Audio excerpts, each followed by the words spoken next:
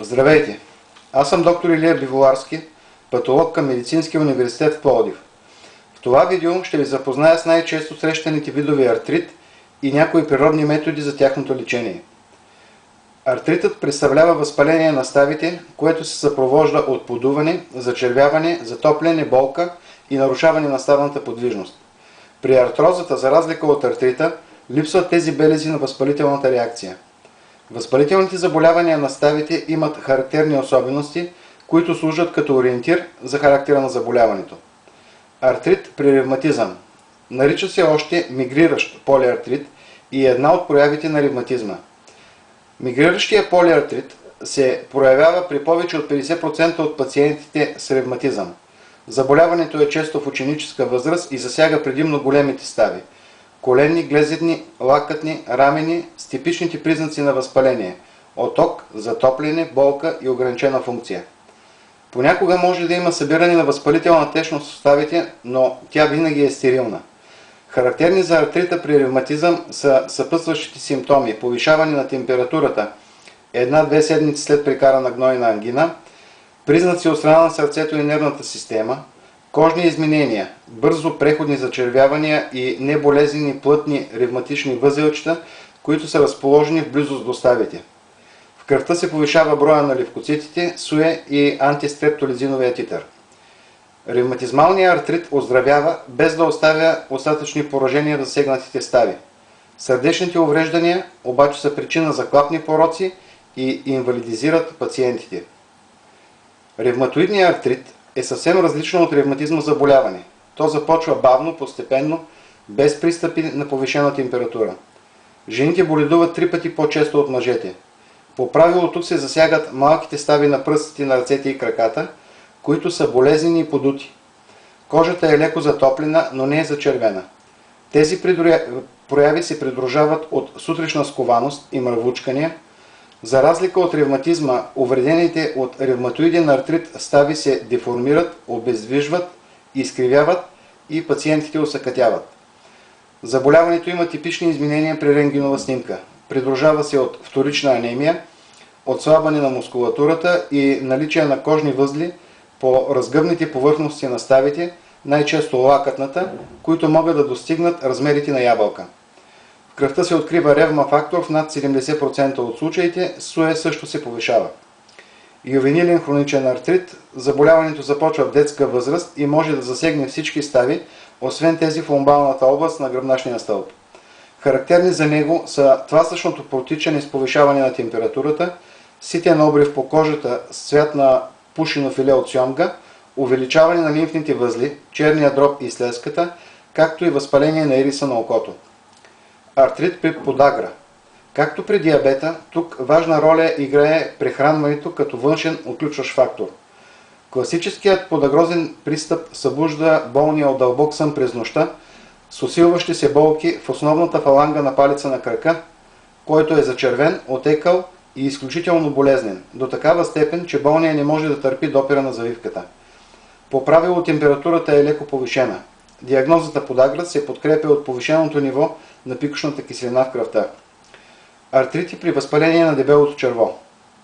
Отдавна е установена връзката между хроничните колити и възпалението на ставите. Това са най-вече пациенти, страдащи от хроничен улцерохеморагичен колит, болестта на Крон и болестта на Уипъл. Увреждане на ставите според официалните медицински статистики се среща в 20% от случаите на колити, но на практика то вероятно е много по-често.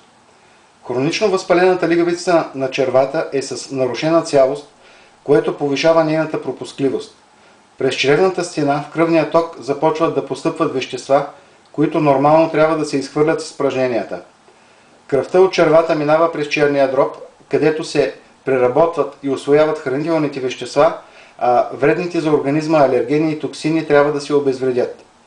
Когато обаче количеството на последните е трайно завишено поради хронично увредената чревна стена, тогава част от токсините и алергените преминават непроменени през черния дроб, циркулират с кръвта и се задържат задълго в ставните тъкани, защото обмяната на веществата в тях е по-бавна. Тогава в ставата се струпват бели кръвни клетки, за да отстранят токсините и алергените, и това води до развитието на възпалителен процес в ставите – артрит. По този механизъм се развиват артритите след инфекциозни заболявания и алергичните артрити. При тях алергени се явяват микроорганизмите и техните продукти, причинили заболяването, антибиотиците и другите лекарства, с които то е лекувано. В тези случаи има и други симптоми – повишаване на температурата, сърцебиене, гадене, болки в корема, кожни обриви.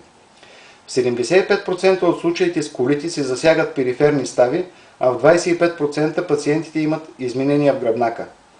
Ставното увреждане се развива от 6 месеца до няколко години след възпалението на дебелото черво. Най-често засегнати са глезените и коленните стави, следвани от ставите на пръстите на ръцете, тазобедрените, раменните, лакътните и гривнените.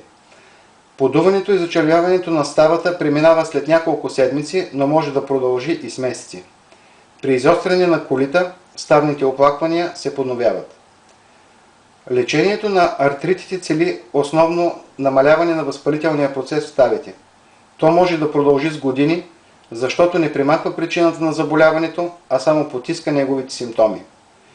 Природните им методи и средства са отлична алтернатива на традиционните терапии, защото спестяват на пациентите тежки лекарствени увреждания на стомаха, черния дроб и бъбреците.